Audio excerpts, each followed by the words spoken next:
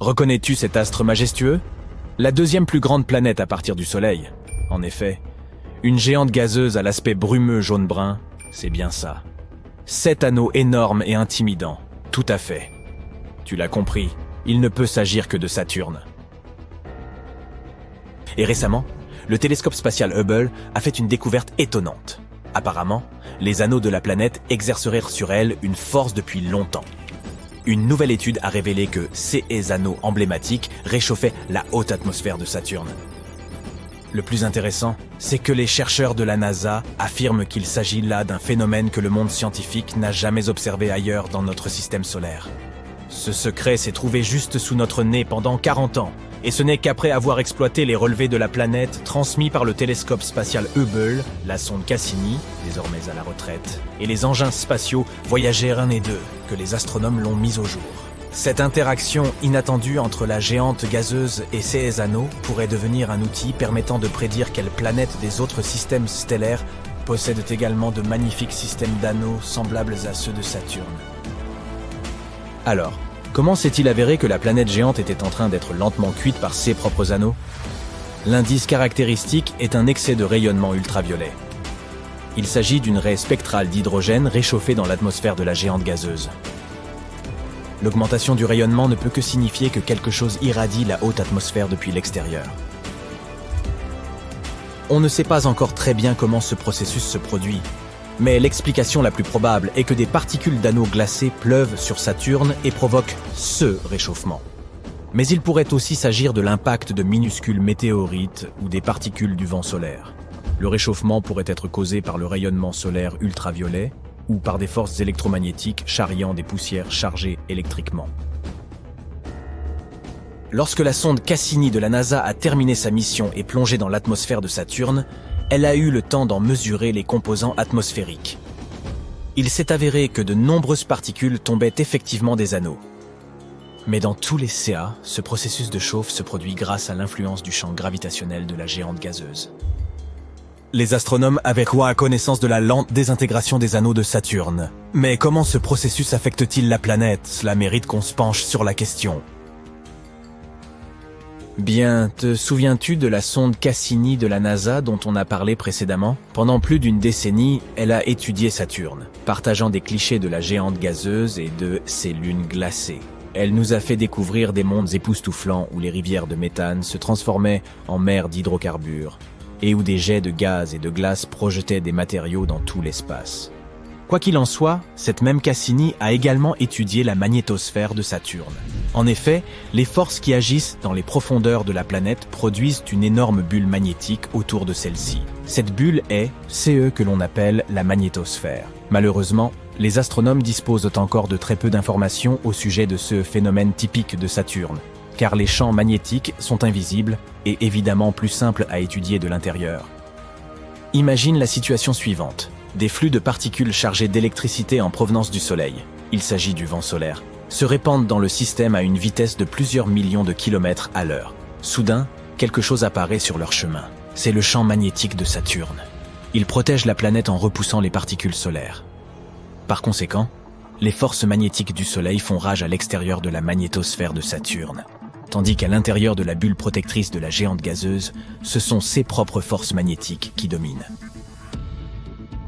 Notre planète possède également un champ magnétique, mais sa magnétosphère est beaucoup plus petite. Et pourtant, elle nous protège efficacement des particules nocives provenant du Soleil et de l'espace. Même si Saturne est protégé par sa magnétosphère, le Soleil parvient toujours à lui causer du souci. Les vents énergétiques de notre étoile balayent la géante gazeuse, provoquant d'immenses aurores. Mais contrairement aux aurores terrestres, les aurores de Saturne ne sont observables que dans la lumière ultraviolette.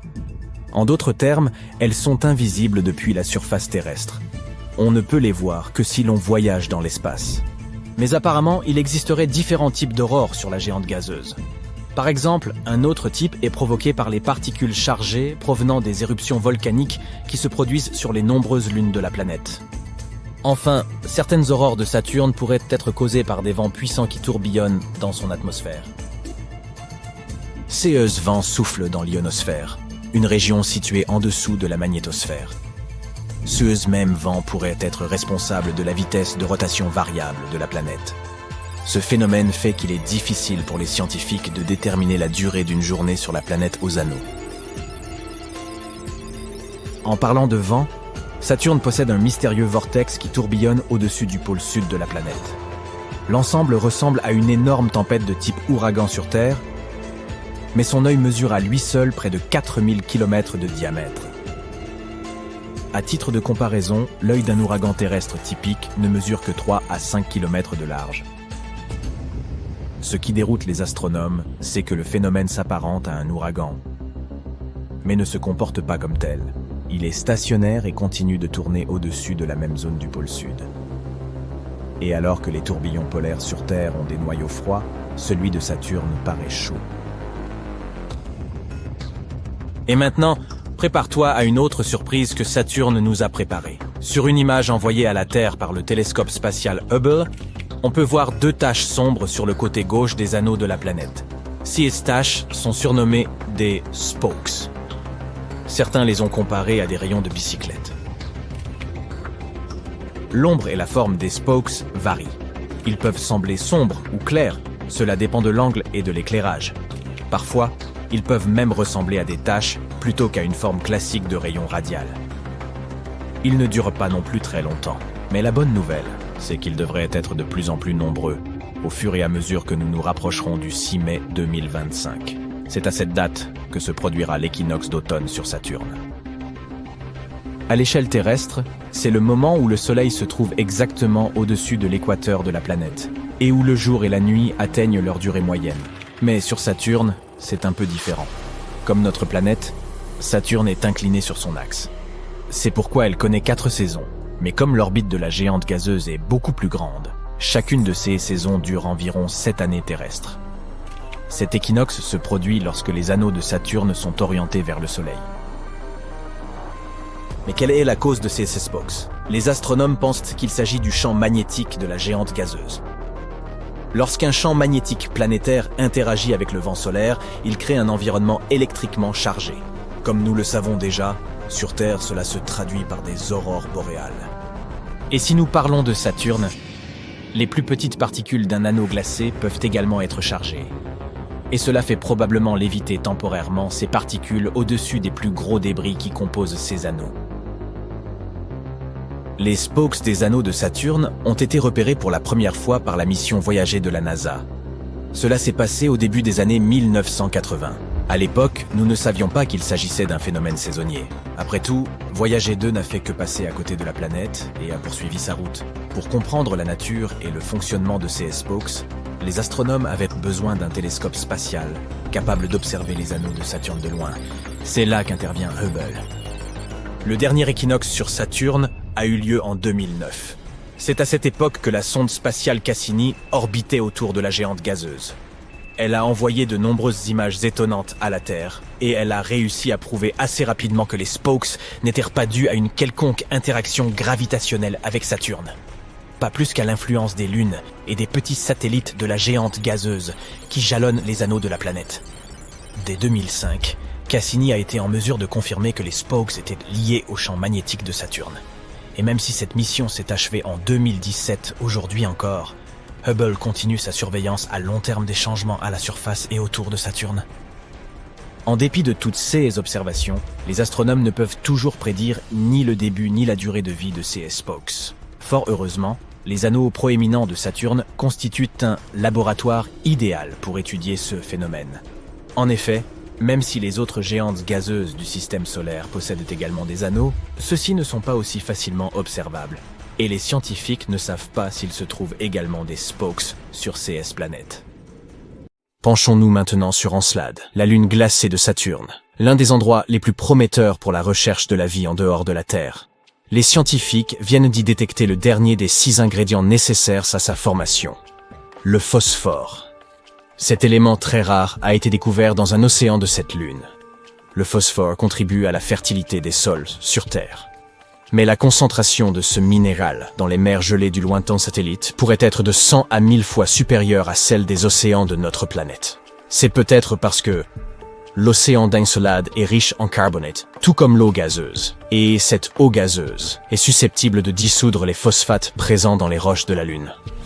Cette nouvelle découverte suggère également que sur d'autres lunes glacées de Saturne, comme Titan, les eaux pourraient également être chargées en phosphore. Pourquoi les scientifiques sont-ils si enthousiastes à propos de ce minéral? Les phosphates, qui sont des composés contenant du phosphore, sont des composants essentiels de la vie sur Terre. L'ADN, l'ARN et les membranes cellulaires en contiennent. Mais parmi les 6 éléments nécessaires à la vie, à savoir le carbone, l'hydrogène, l'azote, l'oxygène, le phosphore et le soufre, le phosphore est le moins répandu. En 2004, la sonde spatiale Cassini a pénétré dans la poussière du second anneau extérieur de Saturne, appelé l'anneau E. Cette poussière s'est constituée d'éclats de glace éjectés par Encelade. Il s'est constitué de grains de glace éjectés par Encelade. Et en étudiant ces grains, examinés par le Cosmic Dust Analyzer de Cassini, les chercheurs ont détecté du phosphore. Encelade est la 6e plus grande lune de Saturne. Elle n'est pas vraiment grande. Elle ne fait que 500 km de diamètre. Elle serait donc assez petite pour tenir à l'intérieur de l'Arizona. On devrait essayer ça un jour. Il est intéressant de noter que lorsque la sonde spatiale Cassini est arrivée pour la première fois sur Saturne, les astronomes pensaient qu'Encelade serait une boule de glace gelée. Puis, surprise! Ils ont repéré des panaches de particules glacées et de vapeurs d'eau s'échappant de geysers à la surface de cette lune. Il est apparu clairement qu'il existait un océan global entre son noyau rocheux et son enveloppe glacée. Les mêmes chercheurs avaient précédemment découvert que la lune de Saturne pourrait également abriter des molécules organiques complexes. Auparavant, les scientifiques pensaient que les phosphates pouvaient être piégés dans les noyaux rocheux d'Encelade et d'autres corps similaires. C'est pourquoi les travaux les plus récents, qui laissent entendre que les phosphates pourraient également abonder dans l'océan, ont été une véritable surprise. Des chercheurs ont examiné 305 grains de glace provenant de l'anneau E de Saturne et ont découvert que 9 d'entre eux contenaient des phosphates. Et ces résultats étaient clairs et nets. C'est très important car il y a quelque temps, on pensait que la phosphine, un composé d'hydrogène et de phosphore, existait dans les nuages de Vénus. Mais personne n'a réussi à trouver la moindre preuve étayant cette théorie. Sur Encelade, par contre, il n'y a pas de controverse, et les phosphates existent bel et bien. Les astronomes considèrent Europe comme l'un des endroits les plus prometteurs du système solaire pour la recherche de nouvelles formes de vie. Tout cela parce que cette lune possède un immense océan d'eau salée d'une profondeur de 60 à 160 km. Oui, il est caché sous une couche de glace dont l'épaisseur est estimée entre 15 et 30 km. Mais elle reste potentiellement habitable. Les astronomes affirment que des panaches d'eau jaillissent dans des fissures de cette couche de glace et libèrent le contenu de l'océan lunaire dans l'espace. Bien entendu, il sera difficile pour toute mission en quête de vie organique d'accéder à un environnement aussi profond. Le bon côté des choses, c'est que les scientifiques disposent déjà d'éléments indiquant qu'il existe des bassins beaucoup plus superficiels, qui se trouveraient donc probablement beaucoup plus près de la surface de la Lune. Ils pourraient même se trouver à moins d'1 kilomètre sous la glace. Cette nouvelle est doublement réjouissante. Tout d'abord, elle accroît les chances d'existence d'une vie sur Europe. Et deuxièmement, si c'est bien vrai, cela peut faciliter les missions futures visant à trouver ces formes de vie, du moins s'il y en a. Ensuite, nous avons Titan, la plus grande lune de Saturne. Elle est plus petite et sa gravité est plus faible que celle de la Terre. Mais elle nous rappelle encore notre planète.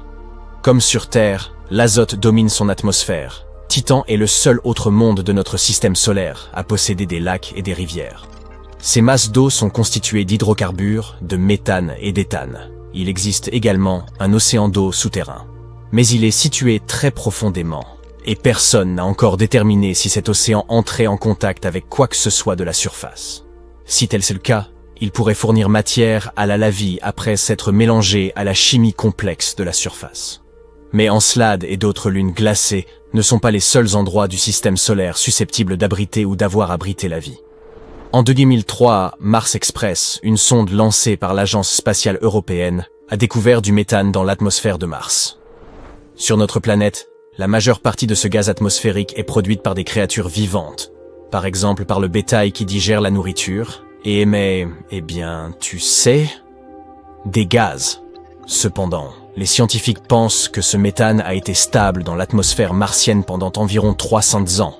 Et puis, En 2006, le méthane avait presque entièrement disparu de la planète rouge, et cela s'est produit 600 fois plus vite que ne le prévoyaient les projections des chercheurs. La question est de savoir ce qui a généré ce gaz et où il a bien pu passer. Un autre mystère martien concerne les microbes qui pourraient dormir sous la surface de Mars. Ils pourraient y avoir été protégés des radiations de l'espace pendant des millions d'années. Des scientifiques ont simulé les conditions régnant sur Mars dans un laboratoire pour vérifier si cela pouvait être vrai. Ils ont été stupéfaits de découvrir que des bactéries pouvaient facilement survivre dans de telles conditions pendant 220 millions d'années. C'est une longue durée de vie. Cela signifie que si la vie a existé sur Mars, nous pourrions en trouver la preuve dans le sous-sol de la planète en forant le sol martien.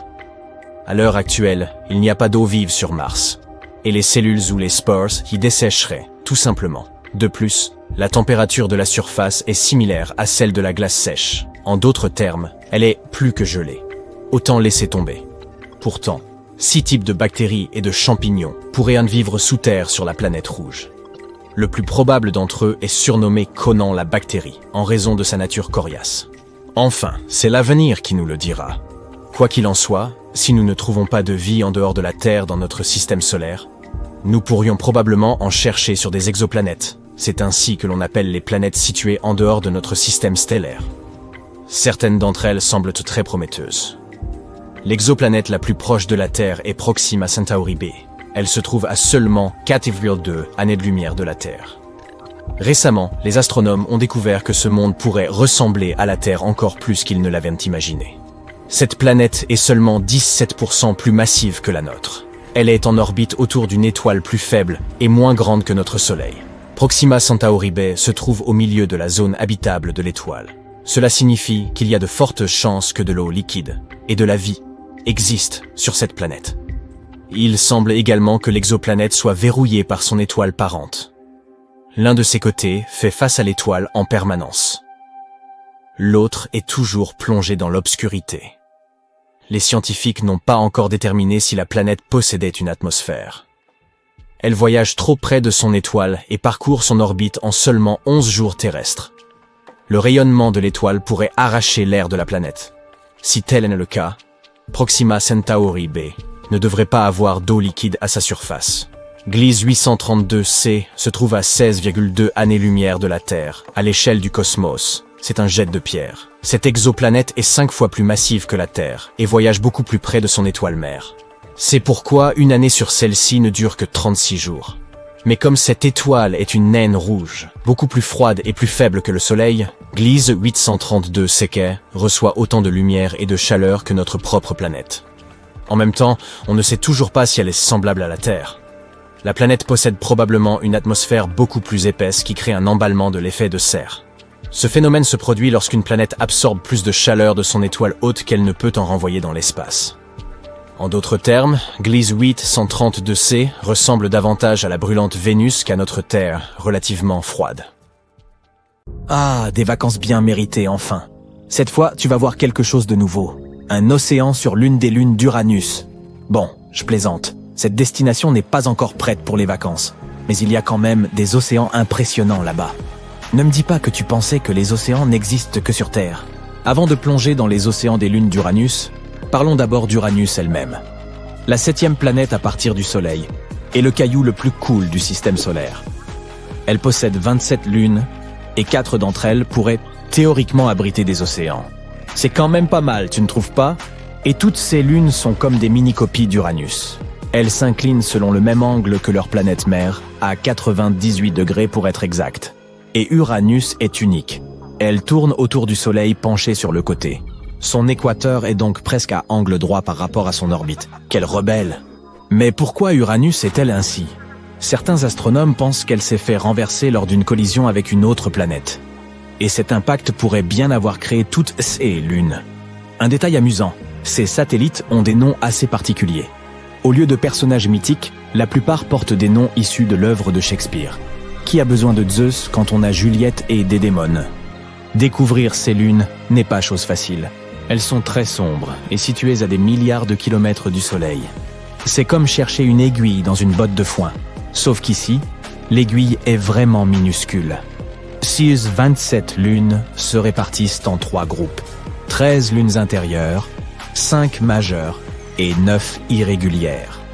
Les irrégulières sont des rebelles aux orbites rétrogrades, tandis que les autres sont progrades et suivent le mouvement d'Uranus. Les grandes lunes sont Miranda, Ariel, Umbriel, Titania et Oberon. Elles se trouvent toutes sur le plan équatorial d'Uranus et sont assez grosses pour être rondes. Elles ont des cratères, des canyons et des falaises. Elles se sont formées à la suite d'un impact gigantesque qui a fait basculer Uranus sur son axe. C'est pourquoi elles sont toutes inclinées. Et à cause de cette inclinaison, elles ont des saisons complètement folles, tout comme Uranus. Nous n'avons pas encore trouvé toutes les lunes de cette planète. Les petites lunes irrégulières sont rusées et difficiles à détecter. Peut-être y en a-t-il beaucoup d'autres. Mais voilà, ce qui est vraiment génial, nous ne sommes pas tout à fait sûrs de quoi sont faites ces lunes, mais nous pensons qu'il pourrait s'agir de roches et de glace. Miranda est la plus glacée, tandis que les lunes intérieures sont probablement poussiéreuses. Et celles qui se trouvent au-delà de l'orbite d'Oberon, ce sont sans doute des astéroïdes soit rocheux, soit glacés, soit autre chose. Mais ce qui distingue vraiment les lunes d'Uranus, c'est qu'elles sont toutes inclinées comme la planète. C'est fou. Leur exploration pourrait nous en apprendre beaucoup sur la façon dont les mondes océaniques se forment et restent actifs. Titania est la plus grosse lune d'Uranus, mais elle fait moins de la moitié de notre lune à nous, avec un diamètre d'environ 1600 km. C'est aussi la 8e lune la plus lourde de tout le système solaire. Elle a été baptisée en l'honneur de la reine des fées du songe d'une nuit d'été. Titania est grise et présente des taches brillantes que les scientifiques pensent être du givre. Elle est composée d'un mélange de glace et de roche, comme toutes les autres lunes proches d'Uranus. Oberon est la 2e plus grande lune d'Uranus, nommée d'après le roi des fées dans la pièce de Shakespeare. Elle fait presque la même taille que Titania, et est également composée de glace et de roche. Mais la surface d'Oberon est beaucoup plus cratérisée que celle des autres satellites. Umbriel et Ariel sont les 3e et 4e plus grandes lunes d'Uranus, avec des diamètres respectifs de 1168 et 1156 km. Umbriel porte le nom d'un mauvais esprit, et c'est la plus sombre des grandes lunes d'Uranus. Elle ne reflète que 16% de la lumière qui la touche. Les scientifiques ne savent toujours pas pourquoi elle est si sombre, mais ils pensent que l'anneau brillant qui borde son cratère pourrait être dû à des dépôts de givre. Ariel est la plus lumineuse des grandes lunes d'Uranus. Elle réfléchit plus d'un tiers de la lumière du soleil. Elle doit son nom à un personnage d'un poème de Pope et d'une pièce de Shakespeare. Ariel a l'air d'être la plus jeune des lunes, car elle ne présente que quelques petits cratères dus à des collisions récentes. Miranda est la plus petite de toutes ces grandes lunes, avec un diamètre d'environ 470 km. La NASA affirme qu'elle serait composée de morceaux provenant de différents corps, comme un monstre de Frankenstein. Elle présente 3 grandes coronets, ou couronnes, uniques en leur genre. Elles sont légèrement cratérisées, avec des crêtes et des vallées, et sont séparées des parties plus anciennes et plus cratérisées par de nettes frontières. On y trouve également des canyons géants, près de 12 fois plus profonds que notre Grand Canyon. Les scientifiques ignorent pourquoi Miranda présente de telles caractéristiques, mais selon une théorie, elle aurait subi une grande collision, et se serait ensuite recomposée comme ça. Toutes ces grosses lunes sont verrouillées par rapport à Uranus, tout comme la Lune terrestre. Uranus possède des caractéristiques très intéressantes, mais c'est son système d'anneaux qui est vraiment cool. Et sache que toutes les lunes contribuent à la formation de ces anneaux. Uranus possède 13 lunes intérieures et 13 anneaux peu visibles, mais tous reliés entre eux comme une grande famille cosmique. Cordelia et Ophélie sont en quelque sorte les gardiennes de l'anneau le plus externe, Epsilon. Ces 2 lunes bergères tiennent toutes ces particules en place. Et Cordelia est la plus proche de la surface d'Uranus. Mais le plus important, c'est qu'il y a au moins 8 autres petits satellites dans cette zone. C'est plutôt bondé. La NASA se demande encore comment ils ne s'écrasent pas tous les uns contre les autres. Les lunes intérieures sont composées à moitié de glace et à moitié de roche, mais nous ne savons pas grand-chose des lunes extérieures. La NASA pense qu'il pourrait s'agir d'astéroïdes capturés par l'attraction gravitationnelle d'Uranus. Quoi qu'il en soit, la planète et ses lunes sont assurément hors du commun. Apparemment, ces satellites pourraient abriter des océans salés sous leur surface gelée. Les plus éloignés d'Uranus, Titania et Oberon, pourraient même avoir des océans d'une profondeur de 48 km. C'est plus profond que la fosse des Mariannes. Les océans d'Ariel et d'Umbriel pourraient faire près de 30 km de profondeur. La NASA s'est servie d'un programme de modélisation informatique et des données de la sonde Voyager 2, lancée en 1977 pour comprendre la composition et la structure de ces lunes. On a alors découvert que Titania était suffisamment grande pour conserver sa chaleur interne et empêcher son océan de geler. Mais attention, les autres lunes ont peut-être elles aussi des océans chauds. Les chercheurs ont découvert des sources potentielles de chaleur dans leurs manteaux rocheux. Il pourrait en jaillir un liquide chaud qui maintiendrait la température des océans. Et ces océans pourraient même être suffisamment chauds pour abriter la vie. L'étude a également révélé que des chlorures et de l'ammoniac abondent probablement dans ces mers lunaires. L'ammoniac est comme un antigel et les sels présents dans l'eau pourraient également contribuer à maintenir des températures élevées. Mais est-ce vraiment suffisant pour que ces lunes pourtant glacées contiennent de l'eau liquide propice à la vie cellulaire? Tout repose évidemment sur un mélange équilibré de toutes les substances présentes et sur la position du satellite par rapport à sa planète mère et au Soleil. Et si ces lunes possèdent réellement des océans, cela signifie qu'il pourrait y avoir d'autres mondes océaniques dans notre système solaire et même au-delà. Vraiment fantastique.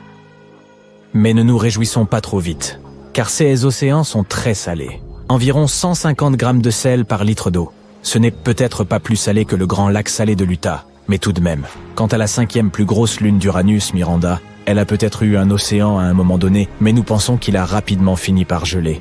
Quoi qu'il en soit, la NASA envisage d'envoyer une mission sur Uranus pour en savoir plus sur cette géante de glace et sur ces lunes. Cette mission s'appelle Uranus Orbiter and Probe, UOP. Une très bonne idée, à mon avis. Alors, oui, théoriquement, il pourrait y avoir jusqu'à 5 océans, mais il nous reste encore pas mal de choses à découvrir. Ça y est, le télescope James Webb a été entièrement déployé. Si tu t'intéresses à l'astronomie ou à l'espace, tu peux te réjouir de cette avancée. Et voici pourquoi. Pour commencer, il est énorme. Le miroir primaire du JWST fait plus de 6 mètres de large. Le télescope spatial Hubble, le précédent plus grand œil de l'espace, a un miroir d'environ 2,27 mètres. À titre de comparaison, si tu plaçais les deux télescopes côte à côte, ce serait comme mettre un cheval à côté d'un éléphant. Un gros éléphant adulte. Il y a une raison parfaite pour laquelle le Webb, comme on l'appelle affectueusement, est massif. Ce n'est pas un télescope optique au sens traditionnel du terme, comme la plupart de ses semblables. Le JWST est un télescope infrarouge. Il perçoit la chaleur.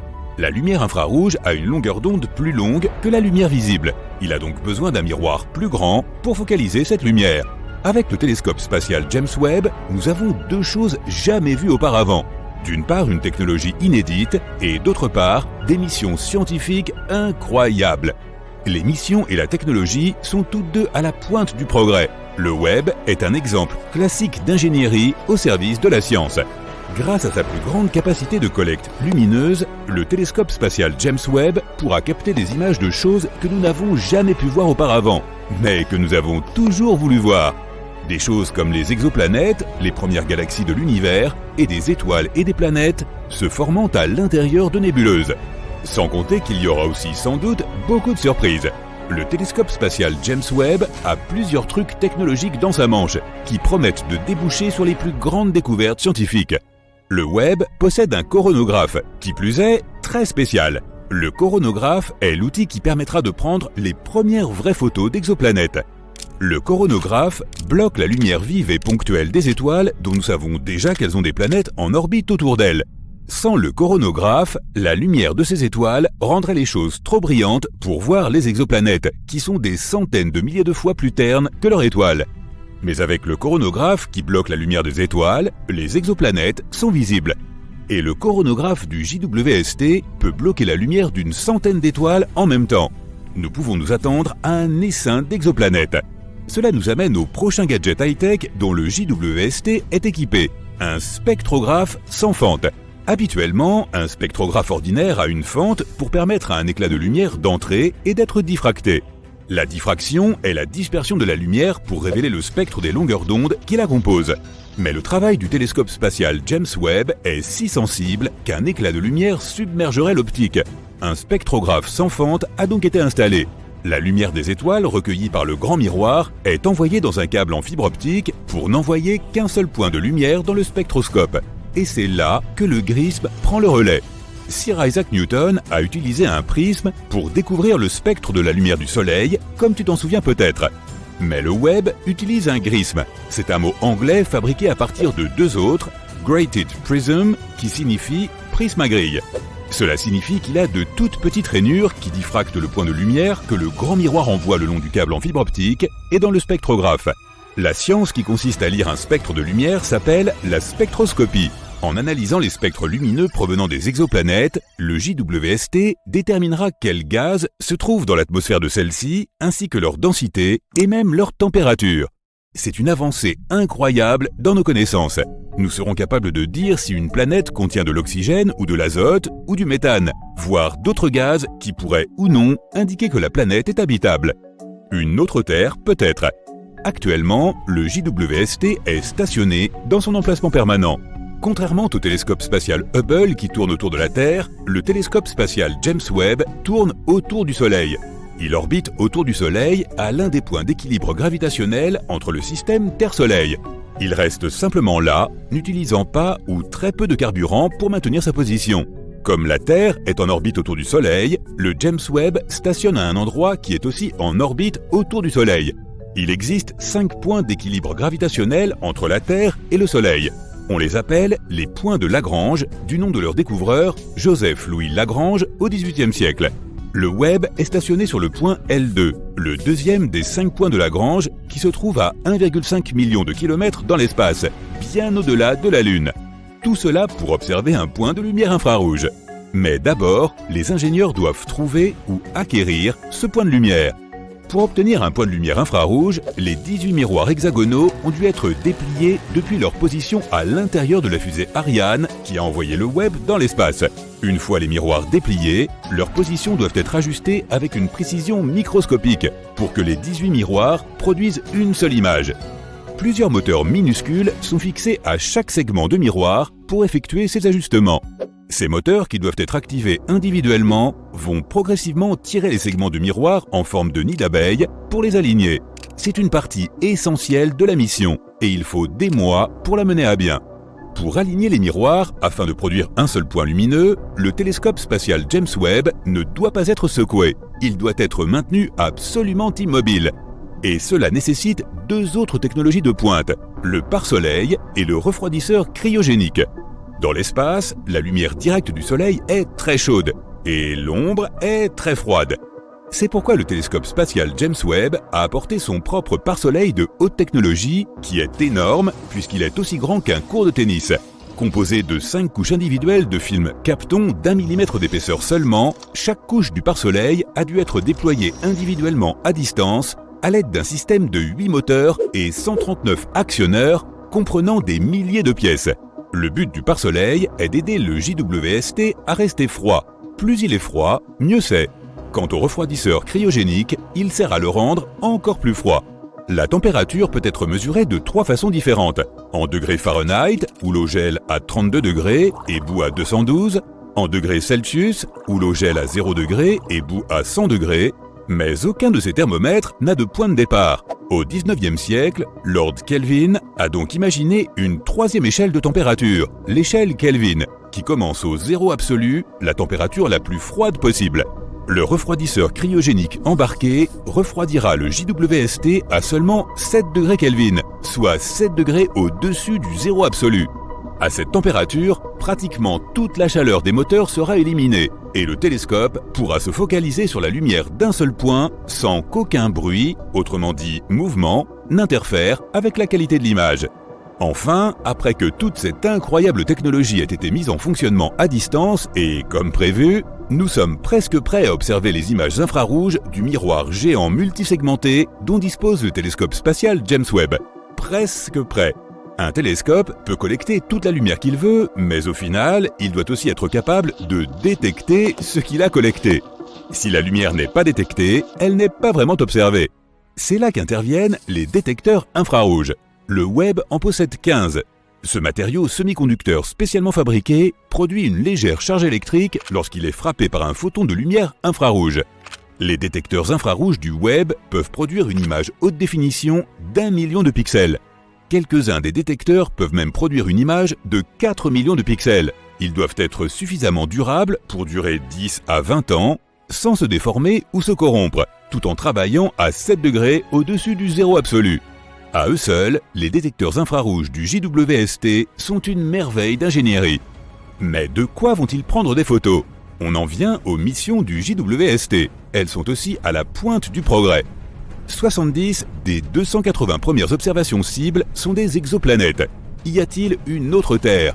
Quelles exoplanètes semblent habitables? Le télescope Webb fournira une analyse spectroscopique détaillée de l'atmosphère de milliers d'exoplanètes connues. Pour la première fois, nous verrons des images d'exoplanètes telles qu'elles apparaissent dans la lumière infrarouge. La cosmologie, l'étude de l'univers, est peut-être la mission principale du Webb. Les galaxies qui s'éloignent si vite que leur lumière est étirée dans l'infrarouge seront une cible de choix pour l'étude. Des centaines d'heures d'observation sont nécessaires pour recueillir la faible lumière infrarouge de ces premières galaxies formées après le Big Bang. Le JWST nous donnera une image de ce à quoi ressemblait l'univers naissant. Les astronomes apprendront de nouvelles informations sur l'énergie noire, qui est à l'origine de l'expansion de l'univers, et sur le rôle que jouent peut-être les trous noirs dans la formation des galaxies. La formation d'étoiles dans la Voie lactée et les galaxies proches fait aussi partie des missions du Webb. En donnant une image à des centaines de systèmes solaires se formant autour d'étoiles naissantes, les astronomes établiront une histoire précise du développement des systèmes solaires. Désormais, les faits remplaceront la théorie et un grand pas en avant sera fait dans notre compréhension de l'espace. Le télescope spatial James Webb est un projet audacieux qui marquera un jalon important dans l'histoire de la science. Existante. Saturne perd ses anneaux. Heureusement, nous ne serons pas là pour assister à ce triste événement non plus. Apparemment, ces anneaux, sous l'influence du champ magnétique de Saturne, sont attirés vers elle sous la forme de pluie de particules de glace. Selon les recherches de la NASA, cette pluie d'anneaux draine une quantité d'eau qui pourrait remplir une piscine olympique toutes les demi-heures. L'ensemble du système des anneaux de Saturne aura probablement disparu d'ici 300 millions d'années. Les scientifiques pensent que nous sommes plutôt chanceux de pouvoir observer les anneaux de Saturne à l'heure actuelle, car ils semblent être au milieu de leur durée de vie. Mais si vous considérez que les anneaux qui orbitent autour des planètes sont tous temporaires, il y a donc une chance que nous ayons simplement manqué les majestueux anneaux de Jupiter, ou ceux d'Uranus et de Neptune. Ces planètes n'ont aujourd'hui que de minces annelés autour d'elles. Les scientifiques débattent depuis longtemps pour savoir si Saturne a été formé avec ces anneaux ou si la planète les a acquis plus tard dans son existence. De nouvelles recherches tendent à favoriser le second scénario, indiquant qu'ils sont peu susceptibles d'avoir plus de 100 millions d'années, alors que Saturne elle-même en a environ 4,5 milliards. Qu'est-ce qui a bien pu causer l'apparition de ces anneaux en premier lieu? Eh bien, il existe quelques théories. L'une d'entre elles suggère que les anneaux auraient pu se former lorsque de petits satellites glacés en orbite autour de Saturne sont entrés en collision. Peut-être parce que leurs orbites avaient été perturbées par l'attraction gravitationnelle d'un astéroïde ou d'une comète de passage. Qui sait à quoi les humains pourraient ressembler à l'avenir? Il est peu probable que nous observions des changements majeurs de notre vivant. Mais faisons un petit bond dans le futur et réfléchissons à ce que nous pourrions devenir. Deviendrons-nous des cyborgs avec toutes sortes d'implantes cybernetiques? Nous métamorphoserons-nous en une espèce hybride d'êtres biologiques et artificiels? Pour comprendre notre évolution future, nous devons jeter un coup d'œil à notre passé. Il y a 1 million d'années, l'Homo sapiens n'existait même pas. Il y avait bien quelques espèces similaires, comme l'homme de Néandertal. Si l'on se projette jusqu'à aujourd'hui, les humains sont devenus plus grands et plus robustes. Mais peut-être qu'à l'avenir, nous deviendrons plus petits pour économiser l'énergie, car on prévoit que notre planète sera de plus en plus peuplée. En parlant de planètes surpeuplées, vivre dans ces nouvelles conditions signifie que nous devrons nous adapter, et rapidement. Nous interagissons constamment avec énormément de monde. Et se souvenir des noms de chacun devient une compétence cruciale. Heureusement, la technologie pourrait nous aider avec des implants cérébraux qui amélioreront notre mémoire.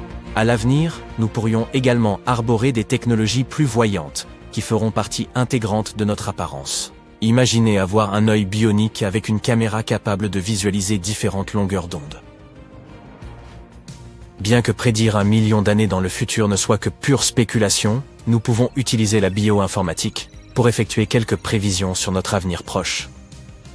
Les tendances démographiques suggèrent que les zones urbaines connaîtront une plus grande diversité génétique, tandis que les zones rurales deviendront de moins en moins diversifiées.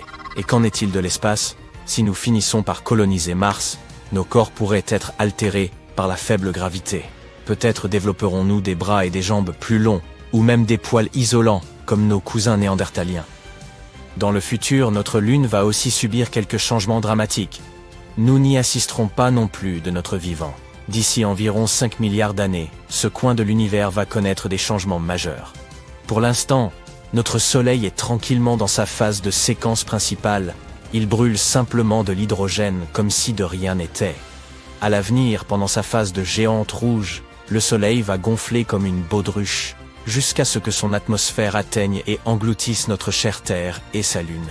Notre satellite naturel, qui s'éloigne déjà de la Terre, sera profondément perturbé par l'influence du Soleil. Son orbite sera si chamboulée qu'il finira plus proche de la Terre pendant la phase de nouvelle Lune que pendant la pleine Lune. Et ce n'est pas le pire. Si on la laisse seule, la Lune continuera à s'éloigner de la Terre jusqu'à ce qu'elle ait besoin de près de 50 jours pour nous orbiter. À mesure que le Soleil poursuivra son propre voyage, son atmosphère impactera la Lune et provoquera la dégradation de son orbite. En bout de compte, la Lune sera pulvérisée en un magnifique anneau de débris gravitant autour de la Terre. Nous parlons ici de toutes ces montagnes, de ces cratères et même des empreintes de pas et autres drapeaux que nous y avons laissés, tous dispersés à travers le champ de débris. Il y a une chance que le Soleil perde assez de masse pour épargner la Terre et la Lune d'une annihilation totale. Ou bien, si nous sommes vraiment chanceux, le Soleil perdra 20% de sa masse et nous serons sains et saufs. Tout cela n'est pour l'instant que théorie, car nous n'avons jamais observé d'étoiles géantes rouges pendant cette phase. L'univers lui-même pourrait un jour devenir complètement sombre. Les scientifiques ne peuvent pas le prédire avec une absolue certitude, mais ils peuvent émettre quelques suppositions.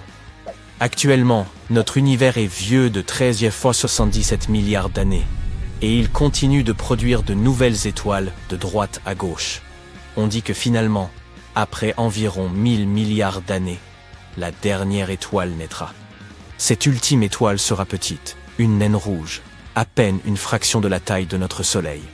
Ces étoiles sont des championnes en matière de longévité.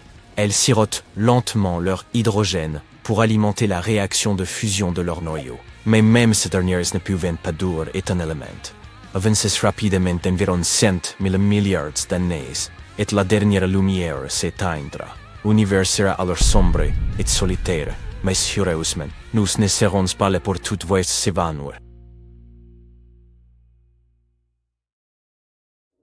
La Terre n'est pas plate, mais Jupiter aurait pu l'être. Au lieu de grandes sphères rondes, les géantes gazeuses de notre système solaire ont peut-être commencé leur vie en n'étant que de simples crêpes. Jupiter était l'une de nos plus anciennes voisines. Elle a 4,6 milliards d'années, tout comme notre Soleil. Et lorsqu'elle était encore jeune, elle s'est probablement formée dans un disque protoplanétaire. Tout commence avec les étoiles.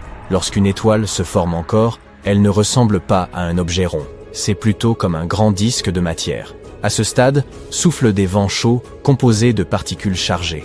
La poussière de ce disque contient des éléments comme le carbone et le fer. Certains d'entre eux entrent en collision et demeurent ensemble, formant de plus grands objets.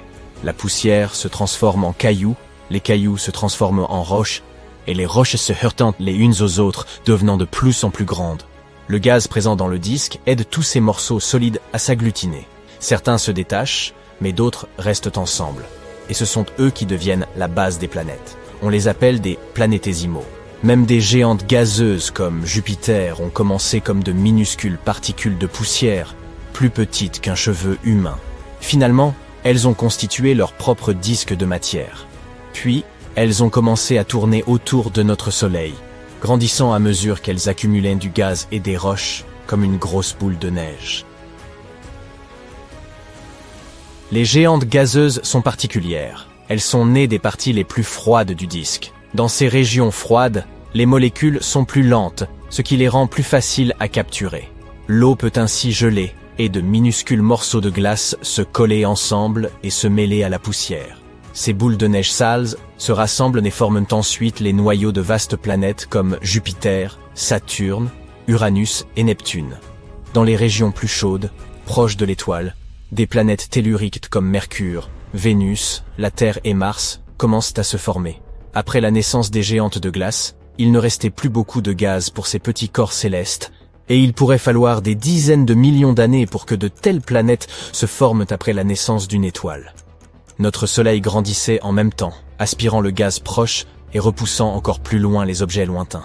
Après des milliards d'années, le disque a complètement changé, se transformant en une étoile sphérique avec un tas de planètes géantes et naines, d'astéroïdes, de lunes, de météoroïdes et de comètes alentour.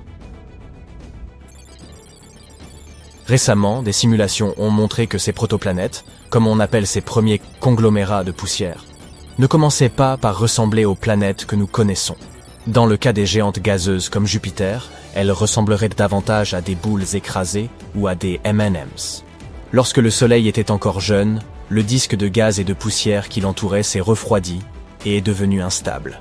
Il a commencé à se fragmenter en gros morceaux. Ceux-ci se sont rassemblés sous l'effet d'une gravité implacable pour créer Jupiter. Puis elle est devenue une géante gazeuse de forme sphérique au fil du temps.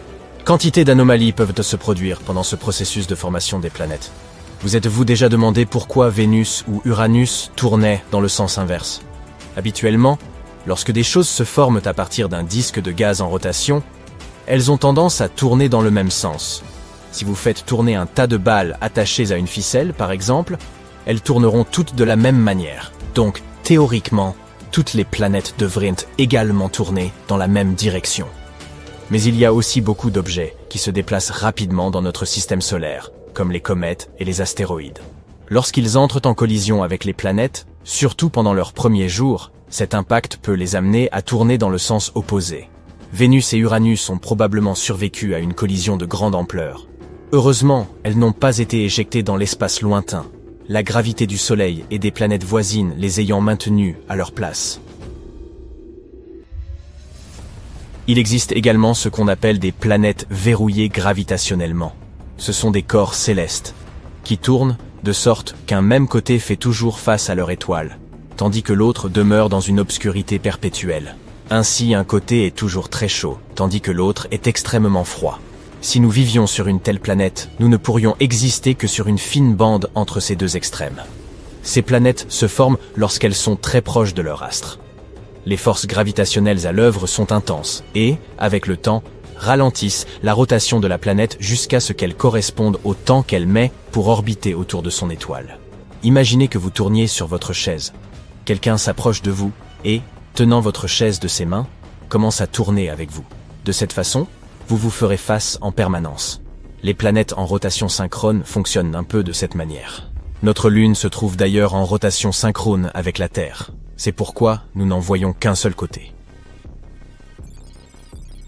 Nous avons découvert plus de 5000 exoplanètes en dehors de notre système solaire.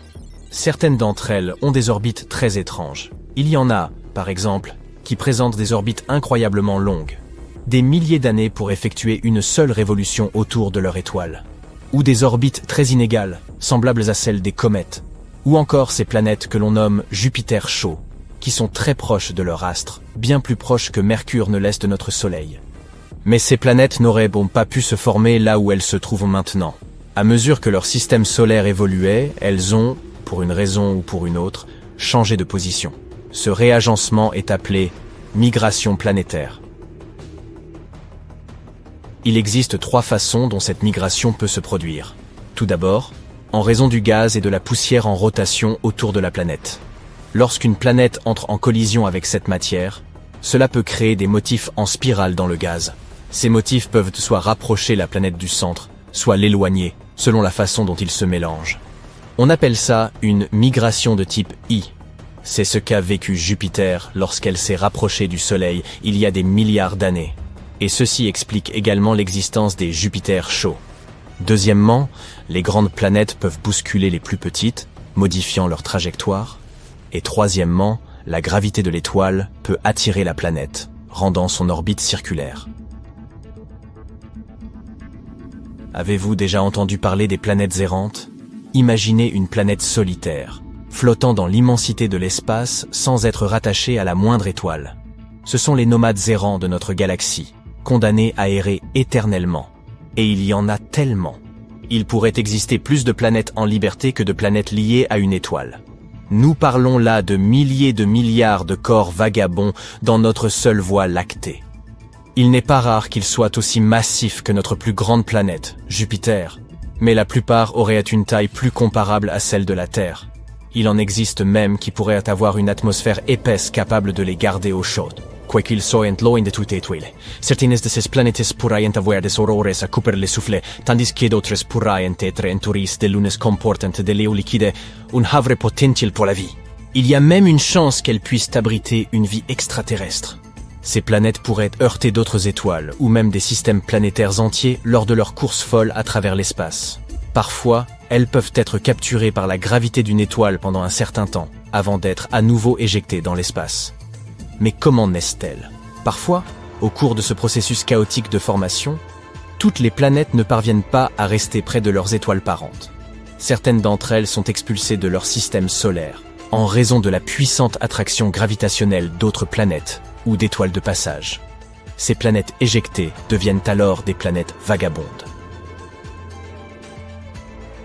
En 2012, des astronomes ont découvert un système solaire datant du commencement de l'univers.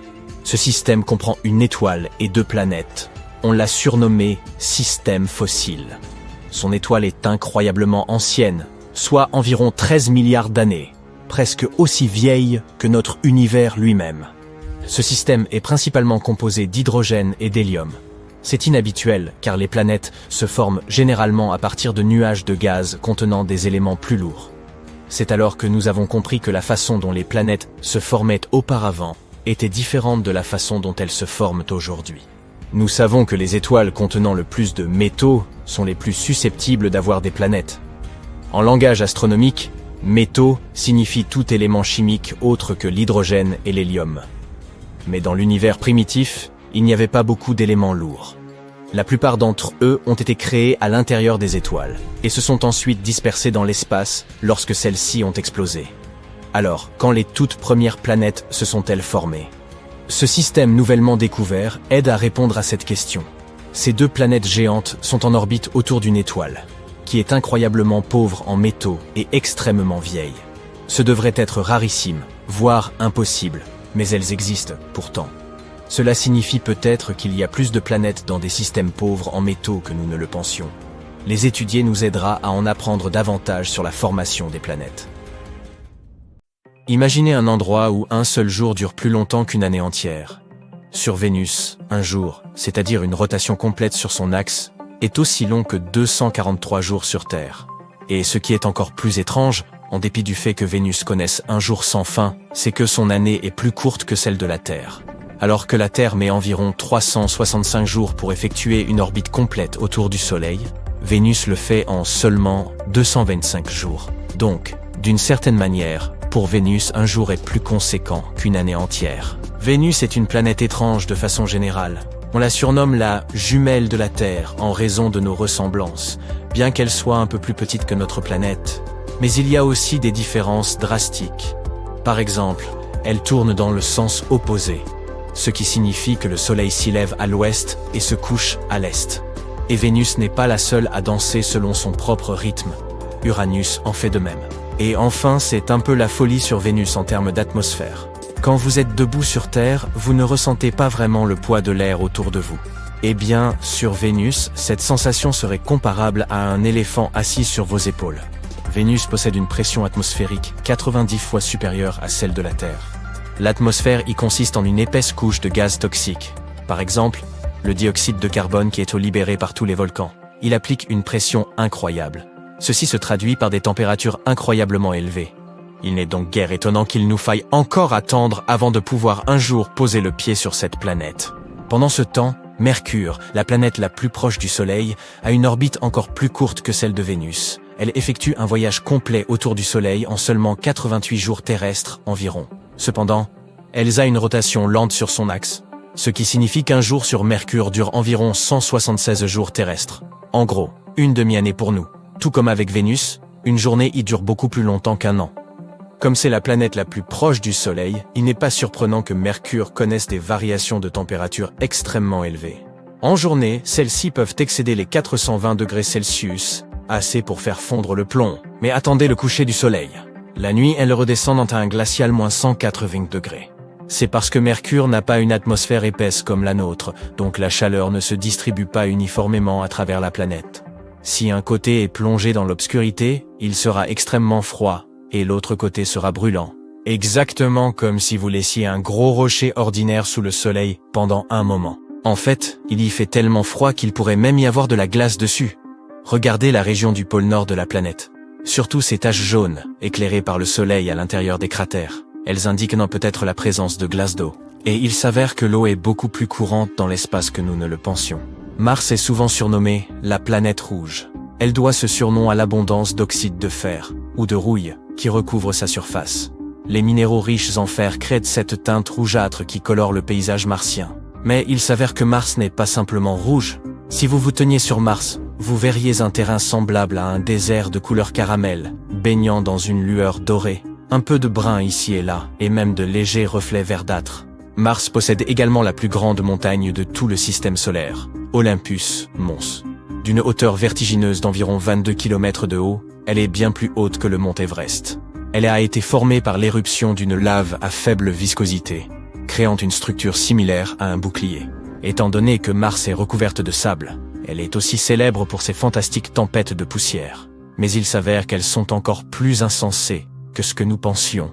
Ces tempêtes peuvent durer des mois. Bien qu'elles puissent présenter des défis pour les futures missions humaines, elles contribuaient également à l'aspect irréel de la planète lorsqu'elle est observée de loin. Et il nie pas que les tempêtes à prendre en compte, mais également les tremblements de Mars. Également connus sous le nom de trémors sismiques, ils ont été détectés pour la première fois par la NASA en 2019. Contrairement aux tremblements de terre, qui sont souvent déclenchés par des mouvements de plaques tectoniques, on pense que les tremblements de Mars résultent du refroidissement et de la contraction de l'intérieur de la planète. Il est intéressant de voir à quel point les deux planètes sont similaires, et pourtant si différentes. Les anneaux emblématiques de Saturne pourraient détenir un secret lié au passé ancien de la Terre. Ces anneaux sont principalement composés de particules de glace et de débris, et sont estimés être relativement jeunes à l'échelle cosmique, seulement quelques centaines de millions d'années environ. Maintenant, certaines théories avancent qu'ils seraient nés après une catastrophe de grande ampleur. La collision de deux grandes lunes, ou la désintégration d'une comète, par exemple. Ce qui est intéressant, c'est que cette chronologie coïncide avec l'âge de l'extinction des dinosaures sur Terre. Y aurait-il un lien? Qui sait? Au fait, bien que Saturne remporte le gros lot pour ses anneaux, elle n'est pas la seule planète de notre système solaire à en avoir. Jupiter, Uranus et Neptune ont également leurs propres ensembles d'anneaux, bien qu'ils ne soient peut-être pas aussi visibles et impressionnants que ceux de Saturne. Cependant, il y a quelque chose par laquelle Saturne se distingue vraiment, le magnifique hexagone de son pôle nord. C'est une figure colossale à 6 côtés. Et chaque côté de cette structure incroyable mesure environ 14 500 km de long, soit 1900 km de plus que le diamètre de la Terre. Les scientifiques ne sont pas certains de comment cet hexagone s'est formé ni pourquoi. Ils pensent que cela pourrait être dû à des vitesses de vent variables. Ou peut-être est-il façonné par un jet stream localisé, lent et sinueux. Pour le moment, il demeure un autre des mystères de Saturne. Tout comme l'hexagone de Saturne, Jupiter a aussi sa propre tache étrange. On l'appelle la Grande Tache Rouge. Il s'agit d'une tempête qui fait rage depuis au moins 350 ans et qui est à plus grande que la Terre elle-même. Malgré son nom, la couleur de ce point a varié au fil des ans, allant du rouge brique au rose saumon pâle. Les scientifiques continuent d'étudier cette tempête tenace, perçant les mystères de sa persistance et de ses volutes changeantes. Sur le plan météorologique, la Grande Tache Rouge est un véritable épicentre. Elle génère une énorme pression dans l'hémisphère sud de Jupiter. Pendant ce temps, Jupiter elle-même n'est pas en reste en ce qui concerne les champs magnétiques. Son influence est colossale. Elle s'étend bien au-delà de la planète elle-même et crée l'un des champs magnétiques les plus vastes et les plus puissants de notre système solaire. À cause de cela, Jupiter est une source de radiation intense et de fascinantes aurores, alors que les aurores boréales de la Terre sont à couper le souffle. Jupiter a aussi quelque chose à offrir. Son champ magnétique interagit avec les particules chargées provenant des lunes de Jupiter et du vent solaire. Cela crée des aurores visuellement frappantes au niveau de ses pôles. Cependant, par rapport à la Terre, l'échelle de ces aurores est phénoménale. Rien de comparable à ce que nous observons sur notre planète. Mais même ce type de grande tache n'est pas une caractéristique unique au sein de notre système solaire. La géante orageuse, Neptune, la 8e et la plus éloignée des planètes du Soleil, a aussi sa propre grande tache sombre. Tout comme avec Jupiter, c'est un immense vortex au beau milieu de l'atmosphère de Neptune. Mais contrairement à son homologue jupitérienne, cette tache a tendance à apparaître et disparaître en raison de la météo dynamique et extrêmement changeante de Neptune. Neptune, tout comme Uranus, est une autre géante glacée. Et tout comme les autres géantes, elle possède certains des vents les plus violents de notre système solaire. Ces courants supersoniques peuvent atteindre une vitesse supérieure à 1900 km/h. Et oui, ça ne rigole pas. Mais cela explique ces épaisses formations nuageuses. Au fait, si vous avez déjà rêvé d'une planète où il pleut des diamants, vous pourriez être intéressé par cette planète. Profondément dans l'atmosphère de Neptune, où les pressions sont extrêmes, les scientifiques ont émis l'hypothèse que les atomes de carbone seraient si comprimés qu'ils en forment des diamants. Ces diamants pourraient ensuite s'abattre comme une pluie. Quelle touche unique pour un bel orage! Les lunes de Neptune ont hérité de leurs parents cette météo étrange. Par exemple, sa plus grande lune, Triton, présente une touche de cryovolcanisme. Au lieu de vomir des roches en fusion comme les volcans terrestres, les cryovolcans de Triton éclatent avec un mélange d'eau, d'ammoniac et d'azote. Cela s'apparente à des geysers de glace projetant leur matière dans l'espace. On dirait que, dans notre seul système solaire, chaque planète a ses propres particularités fascinantes. Espérons que nous découvrirons d'autres choses intéressantes dans l'espace avoisinant à l'avenir.